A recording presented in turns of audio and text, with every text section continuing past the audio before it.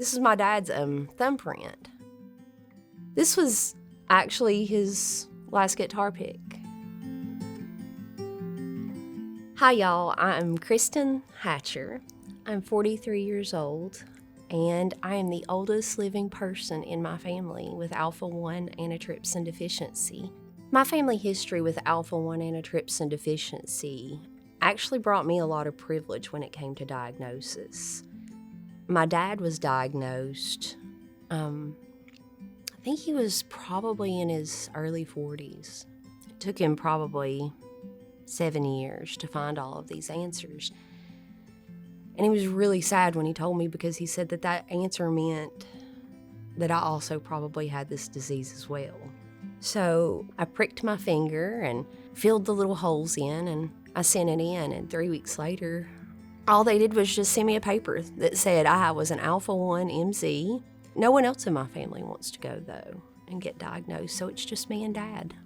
Alpha-1 is typically, quote-unquote, known as a lung disease. But, again, if you look at my family history, they all had lung issues. Not a single one of them died from lungs. As far back as I can remember, everyone in my family's been sick. They talked about my great-grandfather. He was so smart, and he died of a gastric bleed when he was 38 or 39. And then his son, my grandfather, was a police chief. I remember him when I was young, in his uniform, really big, strong man, chasing down people. He was a detective for a while, and then all of a sudden he couldn't even walk to the bathroom without getting winded. And then he died, and he died of a gastric bleed. He did not die of lung issues at all, even though that was all of his symptoms. And then my dad. About 10 years after his dad died, he started having those very same symptoms.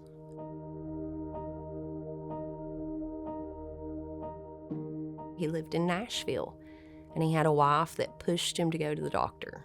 Didn't take, it's just COPD. And that's how they did end up diagnosing him, was persistence, and not on his part. He was too proud. He was also a policeman. He was not going to question doctors these were the best of the best, but his wife was not going to take, I don't know, for an answer. My dad was a ZZ, and he was lung and liver affected. He died of a gastric bleed 5 years ago yesterday. So when he was in the hospital and we knew he was going to die, it was that morning. We got a piece of paper, and we got the doctors to put some ink on it. And then I went home that day to his empty house, and I got his guitar picks, and I put his fingerprint on the guitar pick. It's almost like I'm holding his hand every time I touch it. My dad was one of the most well-read humans I've ever met in my life. He was extremely smart. And all of a sudden, he gets this disease, Alpha-1 antitrypsin deficiency. The disease itself's not even in plain language. So he gets this disease that's not even in plain language, and then a piece of paper that goes along with the disease. So we go to the doctor, and if they thought for one moment my dad was going to ask a 20-year-old to explain Alpha-1 antitrypsin deficiency and what it meant to be lung affected and what it meant to be a liver affected, he was way too proud. He would have never asked. And I'm going to be perfectly honest, I've been in the rare disease space for 10 years, and there's a lot of questions I still don't want to ask because the information presented to me wasn't given to me in plain language at all.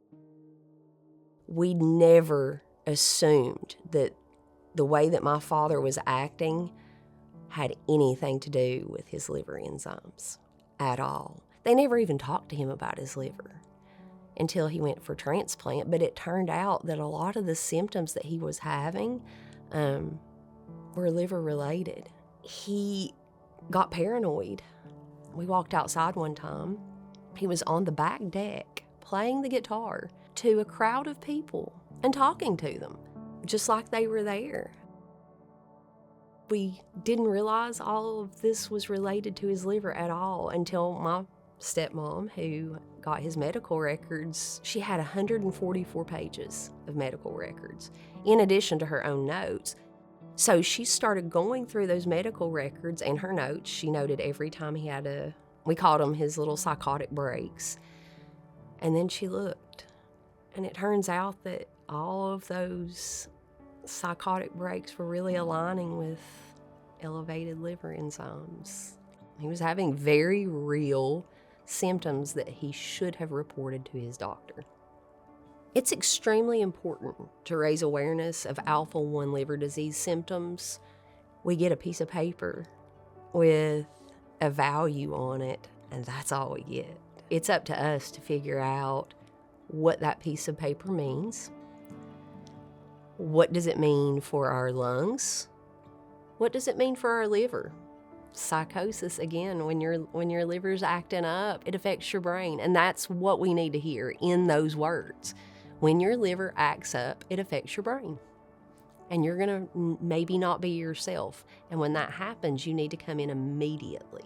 We need doctors, physicians, and nurses to give us a number and tell us what that number is going to mean to our real life.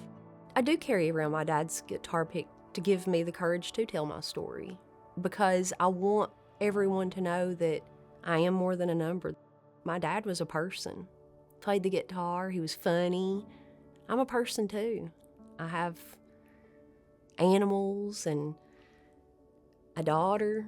I want to live a full life. The more we share our stories with our physicians, the more they learn about the disease. The more we share our stories with fellow alphas, the more connections we see. Oh, I have that too. I'm not the only one. We also hope to share our stories to affect policy and change. Sometimes I just want to share my story to have a better quality of life. And that's okay with me too, if that's all it does. But we have to share our stories to be seen as more than that number. I'm not just a patient sitting in front of you in a hospital gown. I'm Kristin, and I want my doctor to know that. And when I leave this hospital, I'm going to continue to be a person, someone that's holding her daddy's guitar pick in her pocket, just hoping for a better future for myself. That's what sharing my story means to me.